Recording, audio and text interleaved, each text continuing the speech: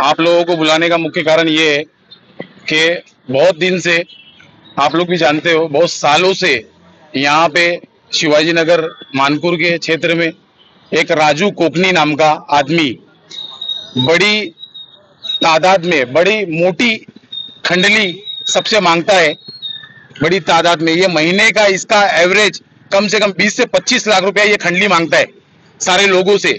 एक एक बांधकाम, जो छोटे मोटे बांधकाम भी रहेंगे, उसके पास पहुंचता है और बोलता है कि 5 लाख चाहिए, 10 लाख चाहिए, ये इसकी डिमांड रहती है।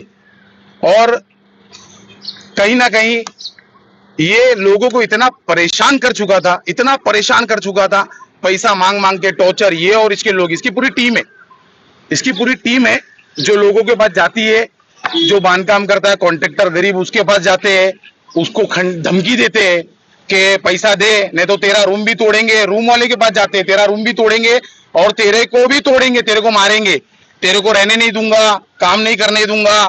और इसकी ऐसी दादागिरी बहुत चलती थी इस गवंडी के अंदर। कुछ दिन पहले इसने, मैंने भी एक, मैं जो बांधकाम का मटेरियल है, मटेरियल सप्लायर हूं मैं एक रिपेयरिंग बांधकाम लोटस में 11 नंबर प्लॉट में लिया। तो इसका एक दलाल मेरे पास आया, उसका नाम है पापा। वो भी पहले कॉन्ट्रैक्टर ही था, अब बाद में वो कॉन्ट्रैक्टर ही छोड़ के इसकी दलाली करने लग गया। वो आया मेरे पास, मेरे को बोला, अरे वो राजू भाई का क्या? मैं कौन राजू भाई? बोले राजू कोकनी। मैं उसका क्या? तो बोले उसको पैसा देना पड़ता है तभी काम करना पड़ता है, उसको पैसा नहीं देंगे तो कोई काम नहीं कर पाता है। मैंने बोला भाई हम लोग काय के लिए पैसा देंगे, अपन तो मेहनत करते, धूप में खड़े रहते, और हमारा तो लीगल धंधा है, हम लोग माल सप्लाई उप्लाई करते, तो भाई हम लोग क्यों पैसा देंगे? तो बोले नहीं नहीं, पैसा देना ही पड़ता है, नहीं तो पैसा नहीं देंगे तो फिर काम नहीं करना पड़ेगा, और तेरे को तेरी जान भी ले लेंगे। भाई इतने पहुंचे हुए। तो मैं बोला अरे यार जान ले लेगा। तो मैं फिर वो डर के मारे, फिर मैंने क्या किया, डीसीपी साहब को मैंने कंप्लेंट किया जाके कि डीसीपी साहब ऐसा ऐसा मेरे साथ हो रहा है। डीसीपी साहब ने सीनियर साहब को मीटिंग किए और सीनियर साहब को बोले कि इसके साथ जो भी अन्याय हो रहा है आप इसको इंसाफ दिलाओ। बाद में सीनियर साहब ने मेरे को बुला के लिए और मेरे को पूछे क्या हो रहा है। तो मैंने बोला साहब वो 1 लाख रुपए की मेरे से खंडली मांग रहा है, मेरे से 2 लाख रुपए की खंडली मांग रहा था, मगर 1 लाख रुपए पे सेटलमेंट हुआ कि भाई ठीक है चल तू 1 लाख रुपया दे दे। तो मैंने बोला कि साहब को मैंने बताया कि ऐसी ऐसी बात है, सब ये 1 लाख रुपया खंडली मांग रहा है और मैं इसको पैसा दूंगा नहीं, क्योंकि मैं हलाल का पैसा कमाता हूँ, हराम का पैसा दूंगा नहीं। तो इसने मेरे को बोला, अब इसको मैंने बोला हाँ ठीक है मैं पैसा देता हूँ, और साहब ने अपना पूरा स्क्वाड मेरे को दिए, और साहब की मेरे को बहुत मदद मिली, सीनियर साहब की और डीसीपी साहब की मेरे को बहुत मदद मिली। और वो डीसीपी साहब की मदद से हम लोगों ने इसको कल 9:15 बजे सिग्नल पे इसको मैंने बुलाया और पैसा दे के, पैसा दिया जैसी तो उसने पैसा गाड़ी में डाला, पैसा गाड़ी में डालते साथ ही पुलिस ने उसको हिरासत में लिया। 1 लाख रुपया पूरा था और वो पैसे का पूरा लिखा हुआ है, पूरा साहब के पास में उसका लिखा हुआ है, पूरा एंट्री है वो पैसे का, हर एक नोट का एंट्री है। और वो 1 लाख रुपया इसने मेरे से खंडली लिया और गाड़ी में डाला। जैसे इसने गाड़ी में डाला, पुलिस लोगों ने अपना बहुत अच्छा काम किया और इसको अरेस्ट किया। ये ऐसा आदमी है जो हर किसी से खंडली मांगता है। ये सिर्फ बांधकाम की खंडली की बात नहीं है, ये देखता है कि कोई अच्छा व्यापारी है, अच्छा कमा रहा है, तो इसको जलन होती है। और ये क्या करता है कि अपने गर्दुल्ले दोस्त लोग को बेच के, इसके दोस्त लोग गर्दुल्ले जो है उनको बेच के, कितने लोग होंगे हरीफ? इसके टीम में 5 से 6 लोग है। वो नाम दिया गया चौकी पे? मैंने एक जन का नाम, एक जन को मैं पहचानता हूँ, पापा बोल के, वो भी पहले कॉन्ट्रैक्टर था, अभी वो एमडी केस में इधर जमा भी हुआ था। और मुझे ऐसा लगता है कि ये सारा पैसा इन लोग वसूली करके इन लोग एमडी के रैकेट में है। मुझे ऐसा लगता है कि ये लोग सब नशे का धंधा करते हैं। नहीं, इसके अंदर जो 3 गवाह 2 पंच हैं, और उसके अलावा मैं इसके जुल्म से 2018 से परेशान हूँ, राजू कोकनी के जुल्म से। इसने हम लोगों के ऊपर कई गलत आरोप लगाए, यहाँ से लेके रत्नागिरी तक के इसने हम पे मर्डर केस लगवाया, शिवाजीनगर पुलिस स्टेशन में 354 लगवाया, और अभी बहुत से केसेस हैं। हम लोग कारोबारी लोग हैं, मेरे दोस्त हैं पंकज, अशरफ अली, लालू और बारी भाई जो हमारे बड़े सरपरस्त थे जिनका इंतकाल हो गया। यही टेंशन की वजह से रत्नागिरी के अंदर जब हम लोगों को पुलिस ने ले गई, पूरी इंफॉर्मेशन इंक्वायरी करने के बाद में हमको बरी कर दिया गया कि हमारा कोई केस से लेना देना नहीं था। लेकिन इसने हमारे कारोबार को खराब किया। मैं कारोबारी आदमी हूँ गोवंडी के अंदर और मैं टैक्स पेयर हूँ।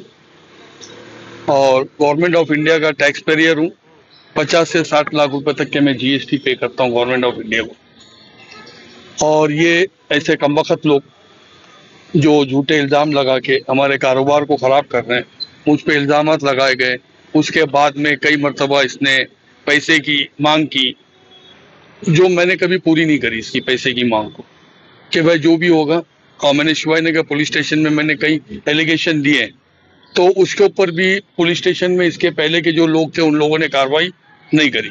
डिपार्टमेंटली बीएमसी के अंदर जो भी वार्ड ऑफिसर, एक मिनट, मांग रहा था ये भी। हाँ हाँ, डिपार्टमेंट सबूत मांगता था, लेकिन डिपार्टमेंट का ऐसा था कि भाई मैंने डिपार्टमेंट को बोला कि ये जो है कोई ऐसा सबूत देता ही नहीं है। इसका जोड़ीदार था अब्दुल रहमान और एक जोड़ीदार था इसका हुसैन करके।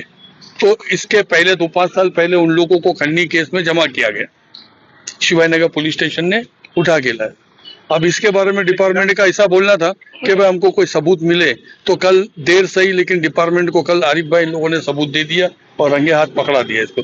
देर सही लेकिन काम हुआ।